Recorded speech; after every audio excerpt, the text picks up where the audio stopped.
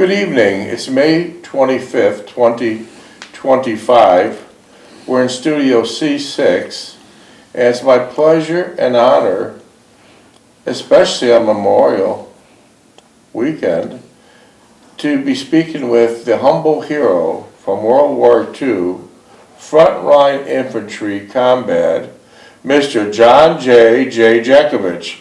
How are you doing today, Mr. Very good, thank you. You're looking well. Yeah. I heard you had a special visitor today. Oh, yeah. Did you and Amber get along just fine? Yeah. Well, she's not going to be, she's going to be out of town for 2 or 3 weeks. Yeah, I think she's going back to California. Yeah, she goes somewhere. Yeah, California surfing. She got a bad cold. Yeah. She was very lucky. Last time she was in Malibu, California for 3 months surfing. They got beautiful waves there. She left just 2 weeks before the fire started. Yeah, the fire started. So now she's going to go back and do a little gospel training and gospel work, Bible reading. And she always travels with her Bible in the left hand and a surfboard in the right. That Bible is pretty worn out. Yeah, well, that's a good sign. She's getting some use. Yeah. I've ran across some Bibles that are from the 1800s and looks like they were just made today. Yeah. No, they never read them. That girl's reading them. She's a full-time missionary, and even though she lives on the ocean and she can roll out of bed on the sand, she's surfed all around the world chasing the big waves. But the most important thing we have to say, it's very refreshing for a young girl in her 20s to be visiting her great-grandfather whenever she's in Florida on several days a week. It's very refreshing. It's very refreshing. I guess once you have a religion and Christ as your basis in life, you're Christocentric and you have great empathy for others. Well, many young people, they're doing just the opposite, and they're simply egocentric and they don't care about nobody but themselves. So it's nice to see a young girl like this. It's very refreshing. It does restore your faith in young people. Yeah. Beautiful thing. And you two get along like 2 peas in a pod, right? Oh, yeah. Yeah. Like 2 peas in a pod. Well, Mr. Jeckovich was in Company H, the 2nd Battalion of World War II, in the 291st Regiment of the 75th Infantry Division of the U.S. Army. Mr. Jeckovich lives by the motto, yesterday is history, and tomorrow is a mystery, and today is a gift. Yeah, it sure is a gift, right? It sure is a gift. We're second time around in your book.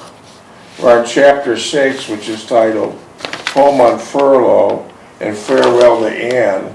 Just a little background on it. Mr. Jeckovich left combat training in Evansville, Indiana, and he took a train to see his mother and sister in Niagara Falls. And then he cut it short a week, and he headed back south to Owensboro. see his girlfriend, in Owensboro, Kentucky. Her name was Anne. So that's where we're in the middle of it now. As I said earlier, this is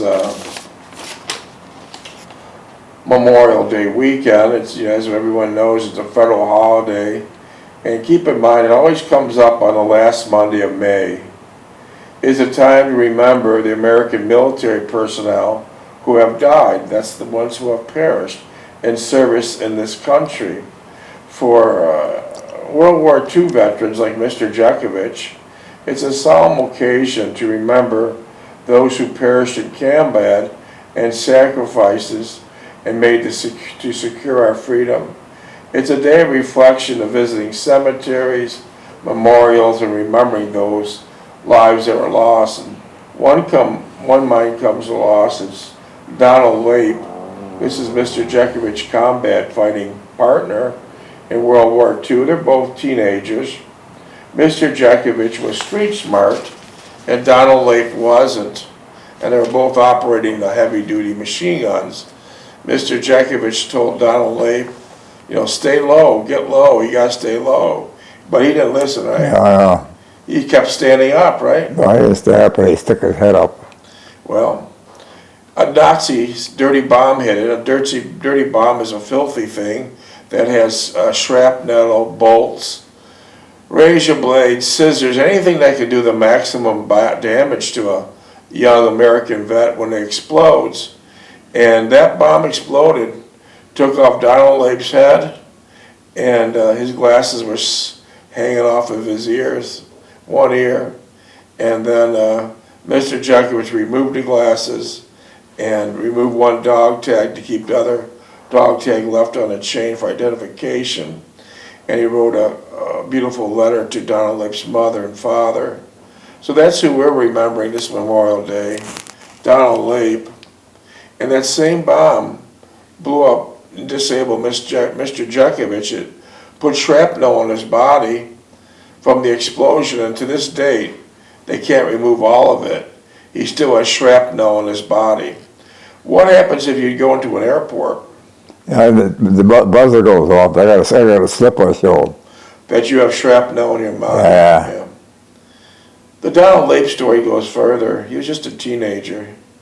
He's just doing his best. He kept on looking up, right? Yeah. Kept on sticking his head up. Yeah.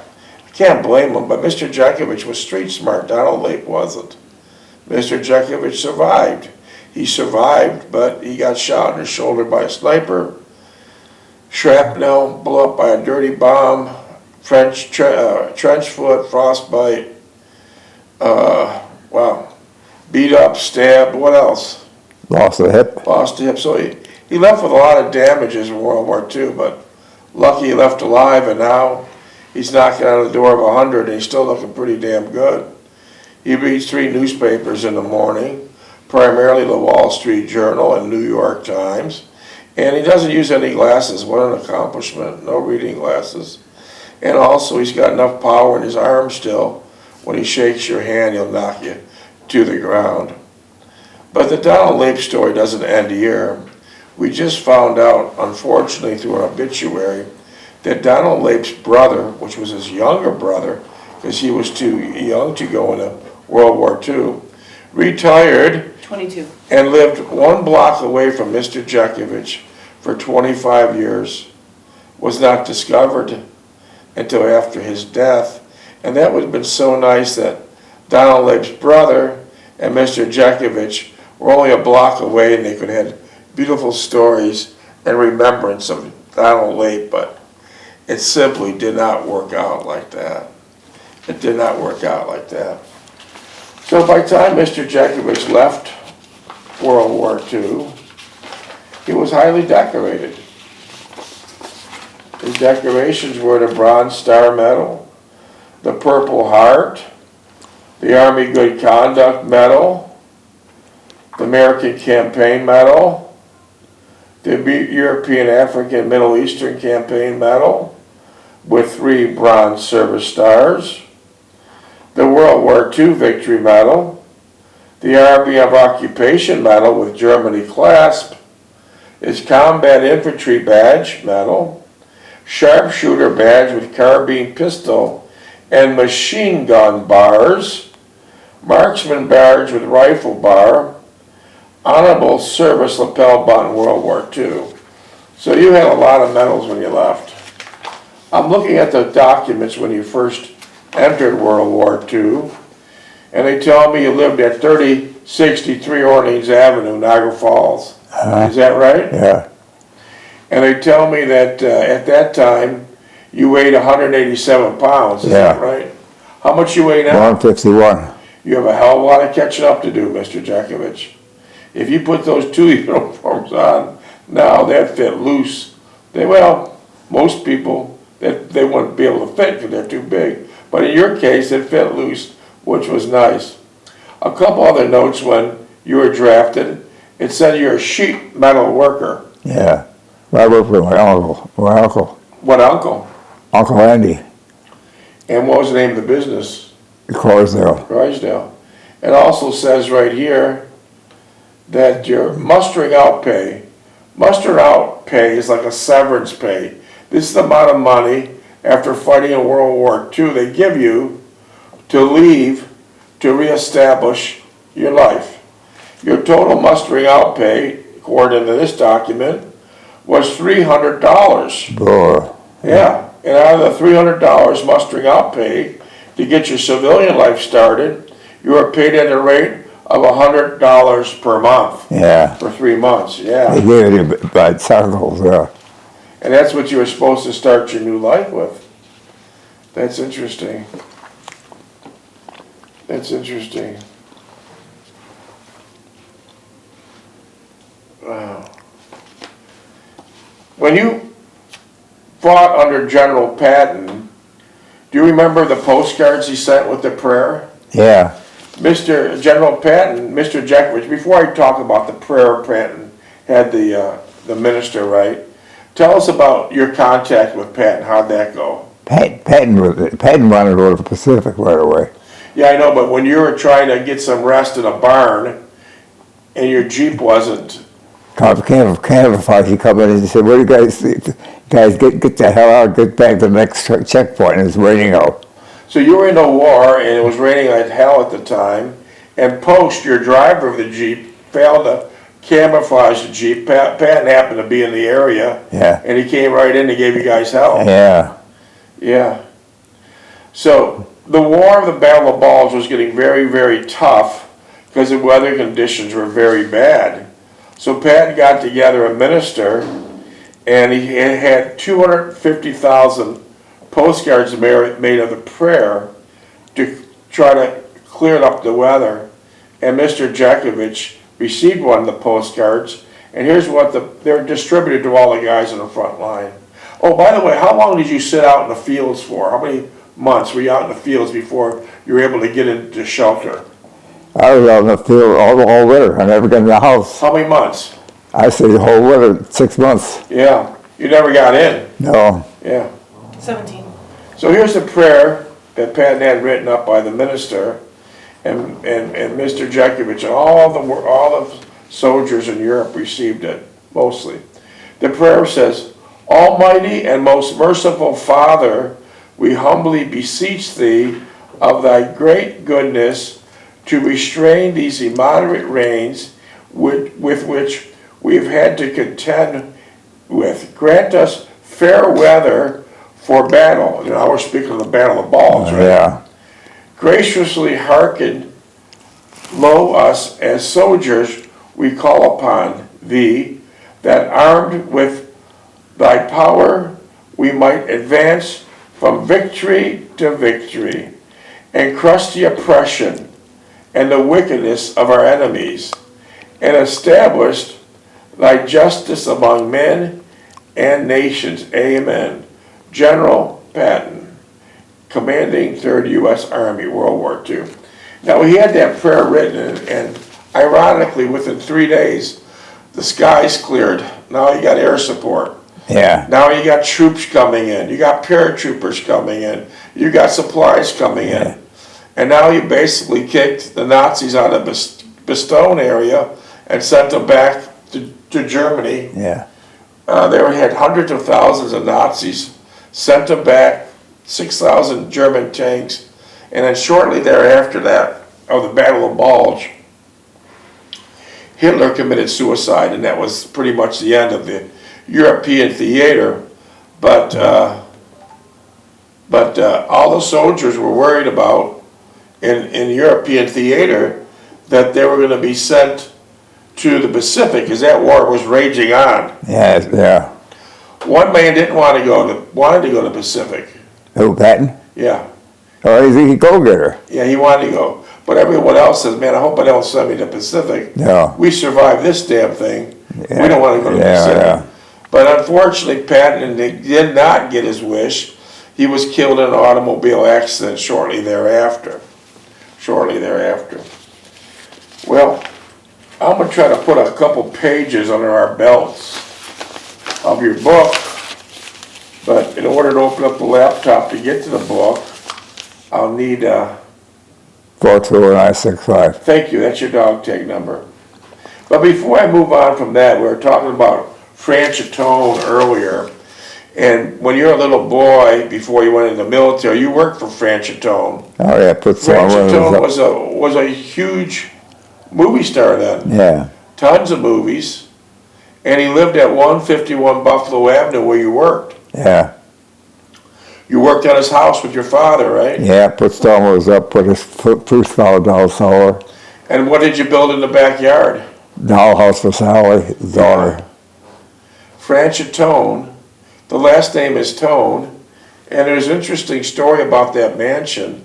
It was built by a colonel in 1837, and the colonel lived there till his demise at 1907. And then Franchot Tone's father bought the mansion in 1907. Franchot Tone's father was an extremely wealthy man. He owned the biggest factories in the United States at the time. Carborundum. What's that? Carborundum. Carborundum, Yeah. one of the biggest factories. Carborundum. And they were both, the father and son were both alumni of Cornell. Franchot Tone's wife, first one please. Joan Crawford. Joan Crawford, Franchot Tone married, and then he had 4 or 5 other marriages that simply didn't work. But his father and son were both alumni of Cornell, and that's how he got your brother into Cornell. Yeah. He had a lot of pull, he had a lot of power. And then also the father, Tone, that it was the president and owner primarily of Carborundum, he got your mother and father working there. Yeah. Wow. Well, my father worked there, my mother got it, and yeah. Yeah, but it's an interesting story. Your mother wouldn't leave when she was elderly. Tell us about that. Well, the woman said, you gotta get out of here, but I got a family to take care of. You know, when you had your spend your time, you made your money, get out. So she worked there 40 or 50 years, and at 80 years old, the younger girl said, you gotta go. Yeah. We have a family to support. Yeah, it's crying right away, yeah. And also from the Franchot Tone, your father got a beautiful 1939 Packard. Yeah, the Packard stayed in the car until Stevie got hold of it. A beautiful 1939 Packard. If you can picture this car, it had a huge hood ornament on the front. It was called the Flying Goddess of Speed. It was a lady with her arms extended like holding a frisbee or flying saucer, and that was called the Flying Goddess of Speed.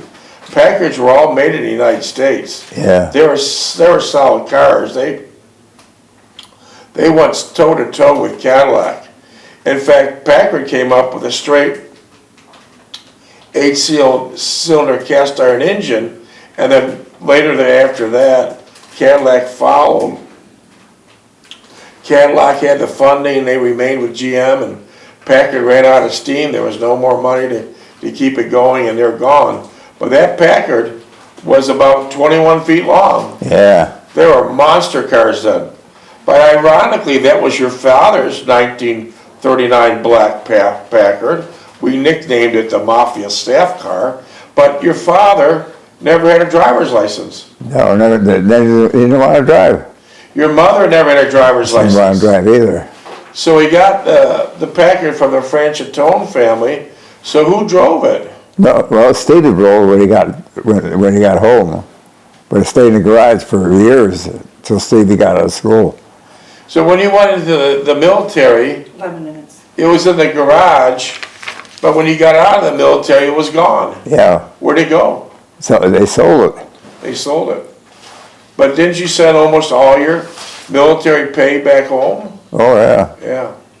Another interesting story about you and automobiles.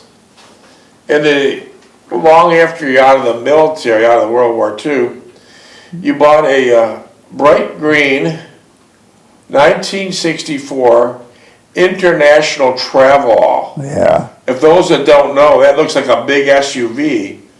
But Mr. Jeckovich was before his time, because very, very seldom you seen an SUV back in the early 60s. Four-wheel drive too. Yeah. And what was it called? Green Hornet. The Green Hornet.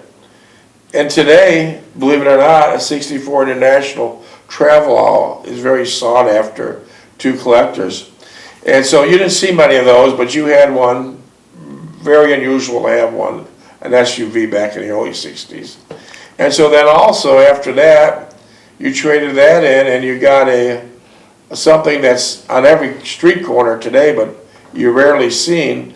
You got an International pickup truck, which you had 4 doors put on it. Yeah, crew cab. Crew cab, and standard shift with 4-wheel drive. Yeah. Very rare. Well, they had to put the wheels in, though. Then you had to get out and lock the wheels by hand to put them in 4-wheel. Very rare, because today every corner's got 4-door 4x4s trucks. But back then you didn't see it. That was very unusual. But you took that truck to another level. You put a Myers plow on it, and you plowed it all over. Myers plow. Yeah, you plowed all over Niagara Falls. Yeah. You made a decent living, right? Yeah. That's interesting. So you went to the Packard, International Travelall, and the Crew Cab International truck. Yeah. That was very interesting. That was very interesting. You actually were before your time. Before your time. Let's talk about one other item. You jogged for 80 years, right? Yeah. When you start jogging, you had your old corduroys and your old boots and old t-shirt or sweatshirt. But what did people say to you? Get off the road, you bum. Yeah. Yeah. It wasn't acceptable 8 decades ago to be jogging. They seen Mr. Jeckovich jogging through the streets of Niagara Falls, New York, and they thought he was a bum. Alabama, yeah, Alabama. Or he thought that he couldn't afford a car, and what'd they throw at you? Stones and everything else. Threw empty beer cans, empty Genesee beer and cans. they had in the car. And one time they hit him in the head pretty hard with a full can of Campbell's soup. I guess people were cruel back then as they are now. But back then it wasn't acceptable. You never seen anyone jogging.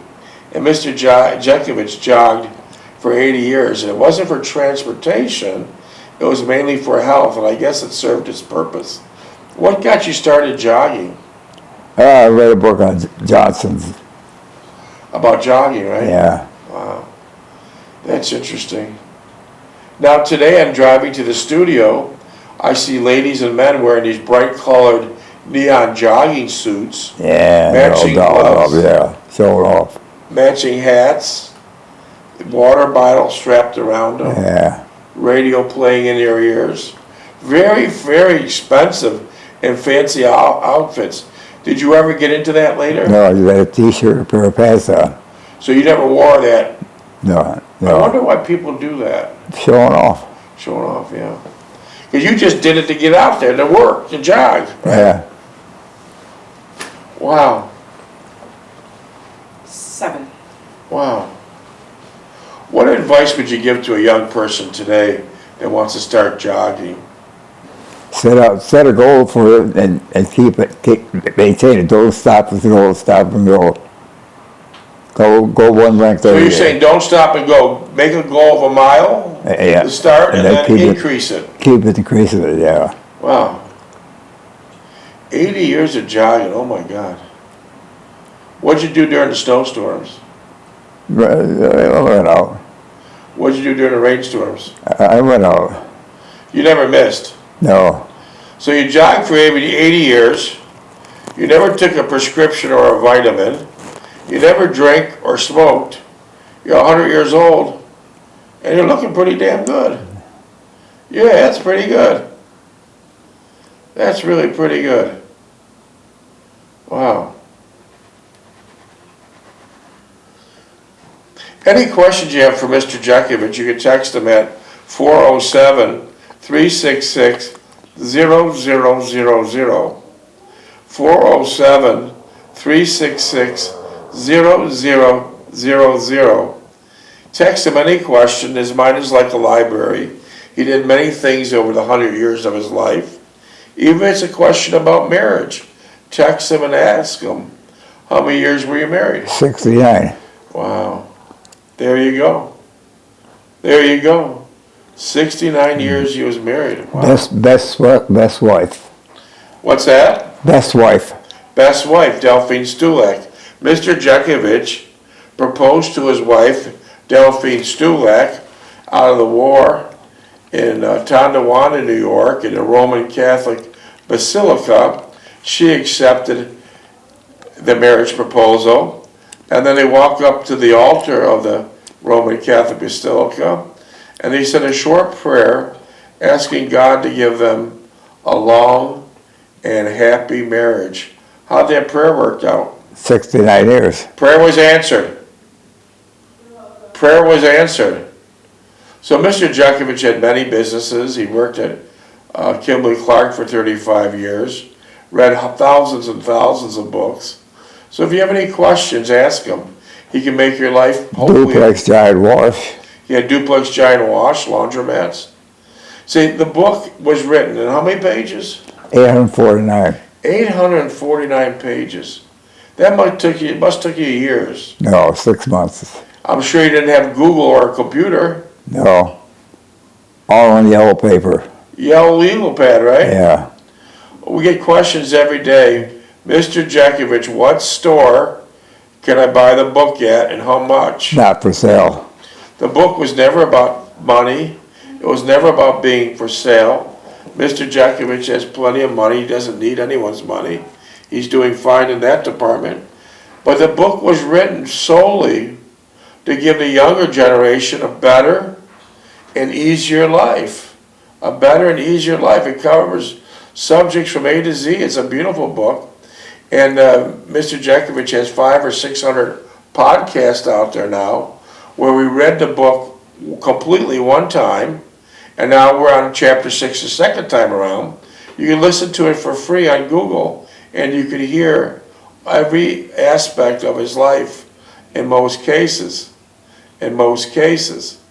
And then the only original copy of the book is at the World War II Museum in New Orleans, Louisiana.